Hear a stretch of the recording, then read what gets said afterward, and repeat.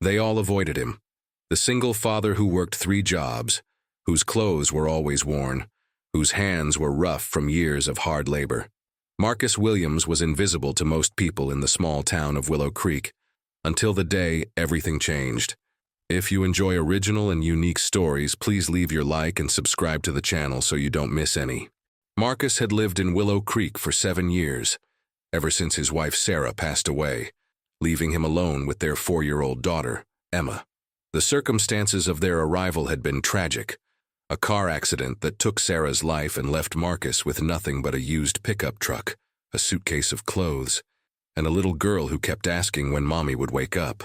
He found a small run-down house on the edge of town, the kind of place landlords rent when they've given up on finding decent tenants. The roof leaked when it rained. The heater barely worked in winter, but it was shelter, and Marcus was grateful. He took whatever work he could find. Mornings at the lumber yard, afternoons doing landscaping, nights cleaning offices downtown. Sleep became a luxury he couldn't afford. Emma grew up watching her father leave before dawn and return after dark. She learned to make cereal for herself, to do her homework alone at the kitchen table, to fall asleep to the sound of silence instead of bedtime stories. But Marcus never missed a parent-teacher conference. He never forgot her birthday. And every Sunday, no matter how exhausted he was, he took her to the park and pushed her on the swings until his arms ached. The people of Willow Creek noticed Marcus, but only in the way you notice something slightly unpleasant, with a quick glance and a faster look away. The mothers at Emma's school whispered when he showed up in his work clothes, smelling of sawdust and sweat. The other parents organized play dates and birthday parties, but Emma's name was rarely on the invitation list. Marcus told himself it didn't matter. As long as Emma had food, clothes, and a roof over her head, nothing else mattered. But it did matter to Emma. She saw the way other kids had both parents at school events. She noticed when her classmates talked about family vacations while she had never been further than the next town over. She felt the weight of being different, of being poor, of having a father who was too tired to smile most days. The turning point came on a Tuesday afternoon in late September. Emma was 11 years old now, and she had learned to hide her disappointment behind a mask of indifference. Marcus had just finished his shift at the lumber yard and was heading to his landscaping job when his phone rang. It was the school. Emma had collapsed during gym class. He drove like a man possessed, his heart hammering against his ribs. When he burst into the nurse's office, Emma was lying on a cot, pale and weak. The nurse explained that she was severely dehydrated and malnourished. She needed to see a doctor immediately. Marcus felt the ground shift beneath his feet. He had been so focused on working, on paying bills, that he hadn't noticed his daughter was slowly fading away. The hospital visit confirmed his worst fears. Emma was anemic and underweight. The doctor, a stern woman with kind eyes, pulled Marcus aside. "Mr. Williams, your daughter needs proper nutrition and rest. She needs stability. If things don't improve, I'll have to report this to child services." That night, Marcus sat in the darkness of their small living room, his head in his hands. He had failed. Despite working himself to the bone, despite sacrificing everything, he couldn't even provide the basics for his daughter. The shame burned like acid in his chest. For the first time since Sarah's death, he allowed himself to cry. The next morning, something shifted in Marcus. He couldn't work more hours. There weren't enough hours in the day. He couldn't earn more money at his current jobs. They paid minimum wage, and that was that. So he made a decision that would change everything. He started writing. Late at night after Emma was asleep, Marcus would sit at the kitchen table with a notebook and a pen. He wrote about what he knew, about loss, about struggle, about the tiny moments of beauty that exist even in the darkest times. He wrote about a father trying to be enough for his daughter. He wrote about loneliness and hope and the crushing weight of poverty. The words poured out of him like water from a broken dam. For 3 months, Marcus wrote every night. His fingers cramped, his eyes burned, but he kept writing. He finished a manuscript, a novel about a single father navigating grief and poverty while trying to raise his daughter.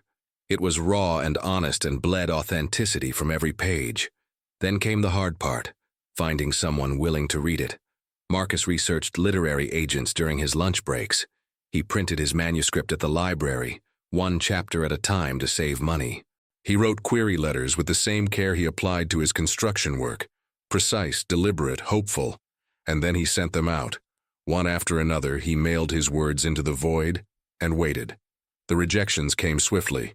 Not what we're looking for. The market is saturated. Best of luck elsewhere. Each one was a small death, but Marcus kept sending queries. 50 rejections, then 70, then 100. Emma noticed the stack of rejection letters growing on the kitchen counter. "What are those, Dad?" she asked one evening. Marcus looked at his daughter, saw the concern in her eyes, and managed a smile. "Those are just people who aren't ready for our story yet, sweetheart. But someone will be." He didn't know if he believed it, but he needed Emma to believe it, so he pretended. The breakthrough came on a Friday in January, 6 months after Marcus had started writing. He received an email from a small literary agency in New York. An agent named Rebecca Chen had read his query and wanted to see the full manuscript. Marcus read the email 3 times to make sure it was real, then called in sick to work for the first time in 5 years. He spent the entire day formatting his manuscript properly and sent it off with a prayer. 2 weeks later, Rebecca called.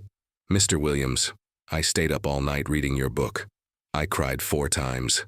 This is special. I want to represent you." Marcus stood in the parking lot of the lumber yard, phone pressed to his ear, unable to speak. When he finally found his voice, all he could say was, "Thank you, thank you." Rebecca worked quickly. She sent the manuscript to publishers, and within a month, Marcus had an offer. It wasn't a fortune, a $40,000 advance for his first novel, but to Marcus, it might as well have been 40 million. For the first time in 7 years, he could breathe. The book was scheduled for publication in 8 months. Marcus used part of the advance to take Emma to a doctor for a complete checkup and to stock their pantry properly. He bought her new clothes and school supplies. He didn't quit his jobs, not yet, but he allowed himself to hope that maybe, just maybe, their lives were about to change. But change in Willow Creek came slowly, and the people who had ignored Marcus for years didn't suddenly start treating him differently.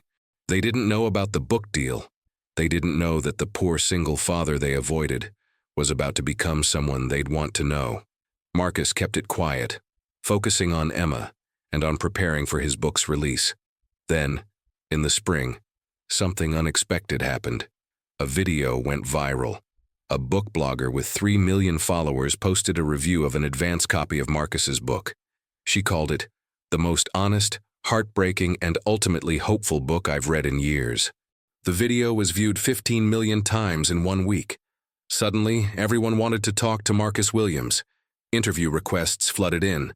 Rebecca called daily with updates: foreign rights sales, film interest, a major book club selection. The book hadn't even been released yet, and it was already a phenomenon. Marcus found himself in a surreal position. His life hadn't changed on the outside, but everything was shifting beneath the surface. The publication day arrived on a Tuesday in May.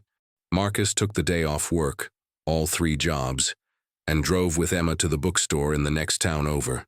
There, on the front table, was a stack of books with his name on the cover. Emma picked one up and ran her fingers over the letters. "You did it, Dad. You really did it." Marcus hugged his daughter and felt something he hadn't felt in 7 years. Pride. Not the pride of accomplishment, but the pride of knowing he had shown Emma that perseverance matters, that hope isn't foolish, that invisible people can become visible. The book sold 30,000 copies in the first week, then 50,000, then 100,000. By the end of the month, it was #1 on the New York Times bestseller list. Marcus's phone wouldn't stop ringing. Television shows wanted him as a guest. Newspapers wanted interviews. Film studios were bidding for the rights, but in Willow Creek most people still didn't know. Marcus hadn't announced it. He hadn't changed his routine. He still lived in the same small house, still drove the same old truck. The only difference was that he had quit 2 of his 3 jobs and now spent his mornings writing his second novel. The day everything changed in Willow Creek was a Saturday in June. Emma's school was having its annual summer fair, and for the first time, Marcus could afford to buy Emma tickets for all the rides. They walked through the fairgrounds together, and Marcus noticed the familiar pattern: other parents steering clear, conversations stopping when he approached, the invisible wall that separated him from the community. Emma noticed too. She had learned to expect it, but it still hurt. "It's okay, Dad," she said quietly. "We don't need them." "You're right," Marcus said, squeezing her hand. "We don't."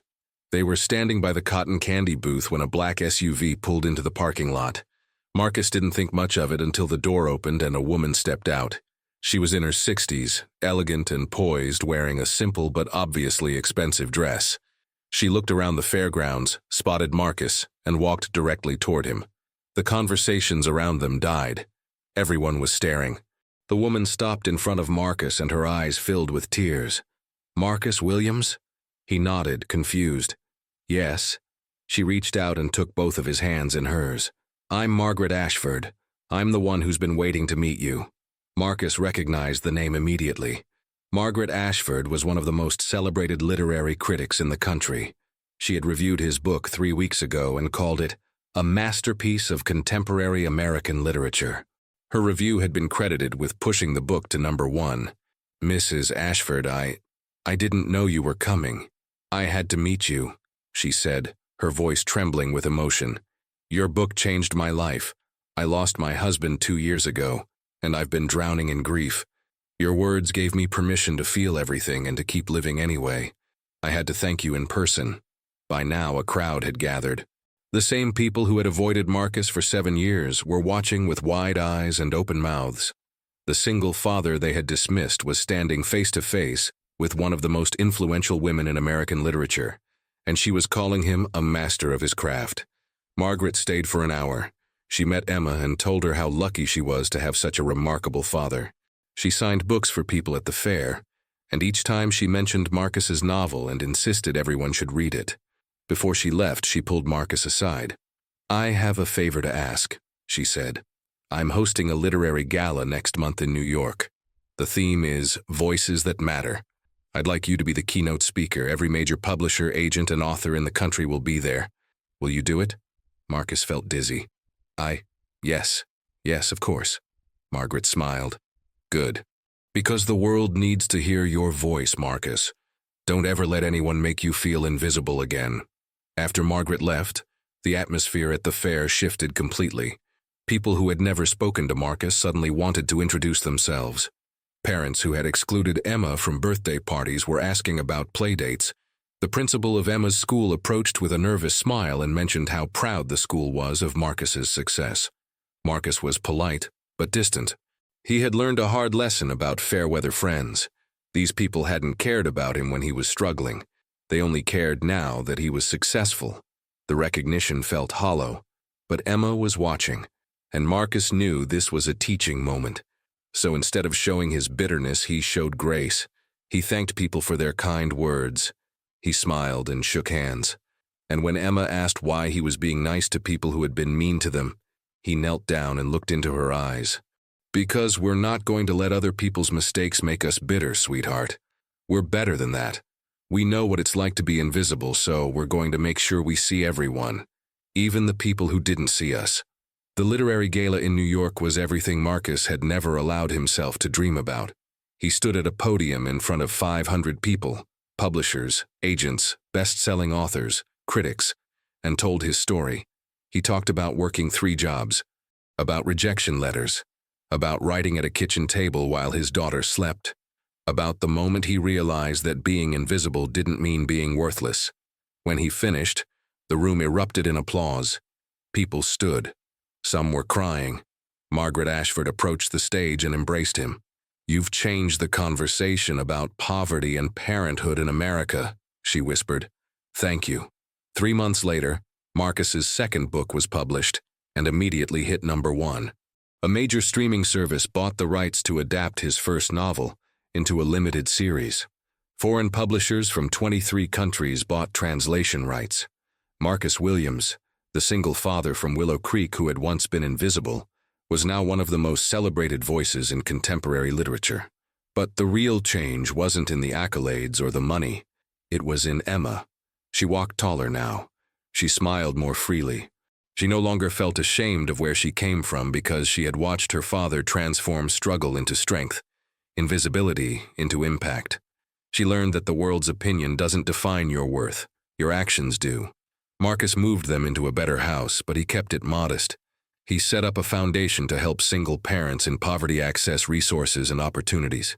He spoke at schools and shelters. He never forgot what it felt like to be overlooked, and he made it his mission to see the people others ignored. Years later, when Emma graduated from college, the first in their family, she gave a speech at the ceremony. She talked about her father, about watching him write at the kitchen table night after night, about the lesson he taught her, that visibility isn't something others grant you. It's something you claim for yourself through persistence, courage, and refusing to accept the world's verdict on your value. Marcus sat in the audience, tears streaming down his face, and thought about that Saturday at the school fair when Margaret Ashford had walked toward him. That was the day Willow Creek learned his name. But the truth was he had never been invisible. He had always been there, working, fighting, loving, hoping. The only thing that changed was that people finally opened their eyes. Sometimes the world avoids the people who deserve attention the most. But those people keep going anyway. They work in silence. They love without recognition. They build futures out of scraps and faith. And when the world finally notices, it's not because they changed. It's because the world finally learned to see. Marcus Williams taught a small town an unforgettable lesson. Never underestimate the person you overlook, because the person you avoid today might be the one who changes everything tomorrow. And when that happens, you'll realize the privilege was never theirs to meet you. It was always yours to know them.